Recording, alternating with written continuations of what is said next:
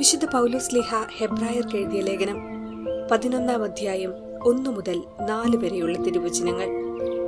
വിശ്വാസം എന്നത് പ്രത്യാശിക്കുന്നവ ലഭിക്കുമെന്നുറപ്പും കാണപ്പെടാത്തവ ഉണ്ട് എന്ന ബോധ്യവുമാണ്. ഇതുമൂലമാണ് പൂർവികന്മാർ അംഗീകാരത്തിന് അർഹരായത്. ദൈവത്തിന്റെ വചനത്താൽ ലോകം സൃഷ്ടിക്കപ്പെട്ടെന്നും കാണപ്പെടുന്നവ കാണപ്പെടാത്തവയിൽ നിന്നുണ്ടായി എന്നും വിശ്വാസം മൂലം നാം അറിയുന്നു. വിശ്വാസം മൂലം ആബേൽ കായേന്റേതിനേക്കാൾ ശ്രേഷ്ഠമായ ബലി ദൈവത്തിന് സമർപ്പിച്ചു.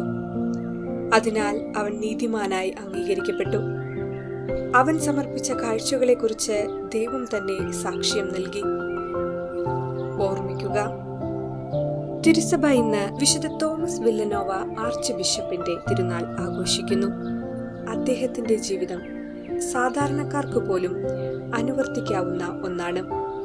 സ്പെയിനിൽ ന്യൂദാദ് റയാലിൽ 1488 ജനിച്ചു. കുടുംബം സമ്പന്നമല്ലായിരുന്നുവെങ്കിലും മാതാപിതാക്കൾ കഴിവനുസരിച്ച് ദരിദ്രരെ സഹായിച്ചിരുന്നു. സ്വന്തം നിലയിൽ അധ്വാനിച്ചു കിട്ടുന്ന കാർഷികാദായങ്ങൾ വിൽക്കാതെ ദരിദ്രർക്ക് ദാനം ചെയ്യുകയായിരുന്നു മാതാപിതാക്കളുടെ പതിവ്. മാതാപിതാക്കന്മാരുടെ ഈ പ്രവൃത്തികൾ തോമസിലും വലിയ സ്വാധീനം ചെലുത്തി. 26-ാം വയസ്സിൽ പഠനം പൂർത്തിയാക്കി തിരികെ വന്നപ്പോൾ താമസിക്കുവാനുണ്ടായിരുന്ന ഭവനം ഒരാശുപത്രിയാക്കി മാറ്റി. 1518 വിശുദ്ധ അഗസ്റ്റിന്റെ സന്യാസ സഭയിൽ ചേർന്നു.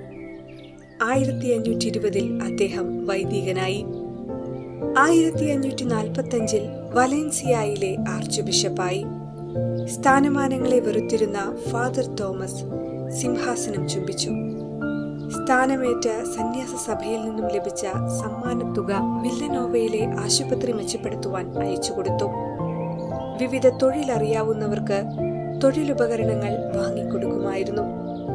അദ്ദേഹത്തിന്റെ ജീവിതം വലിയ ഉപവിപ്രവൃത്തികളുടെ നീണ്ട ശൃംഖല തന്നെയായിരുന്നു. അജഗണങ്ങളെ മാതാവിന്റെ മധ്യസ്ഥത വഴി ദൈവത്തിങ്കിലേക്ക് അടുപ്പിക്കുവാൻ ധാരാളം യത്നിച്ചിട്ടുള്ള ഒരു വ്യക്തിയായിരുന്നു. താൻ 67-ാം വയസ്സിൽ ദൈവമാതാവിന്റെ പിറവിത്തിരുനാൾ ദിവസം മരിക്കുമെന്ന് മുൻകൂട്ടി പ്രവചിച്ചിരുന്നു. 1555 ഓഗസ്റ്റ് 29-ാം തീയതി പനി പിടിപെട്ടു. സെപ്റ്റംബർ 8-ാം തീയതി രാവിലെ വിശുദ്ധ യോഹന്നാൻ എഴുതിയ പീഡാനുഭവ ചരിത്രം വായിച്ചു കേട്ടു. അനന്തരം തന്റെ മുറിയിൽ ദിവ്യബലി അർപ്പിക്കുവാൻ ആവശ്യപ്പെട്ടു. അദ്ദേഹം ദിവ്യബലി സ്വീകരിച്ചു കഴിഞ്ഞപ്പോൾ, കർത്താവേ, അങ്ങയുടെ കരങ്ങളിൽ എന്റെ ആത്മാവിനെ ഞാൻ സമർപ്പിക്കുന്നു എന്ന് പറയുകയും ഉടൻ തന്നെ ആ ആത്മാവ് നിത്യസമ്മാനത്തിനായി വിളിക്കപ്പെടുകയും ചെയ്തു. അദ്ദേഹത്തിന്റെ ആധ്യാത്മിക ഗ്രന്ഥങ്ങൾ വളരെ പ്രശസ്തമാണ്. 1658 നവംബർ 1-ാം തീയതി വിശുദ്ധനായി അദ്ദേഹത്തെ ഉയർത്തി.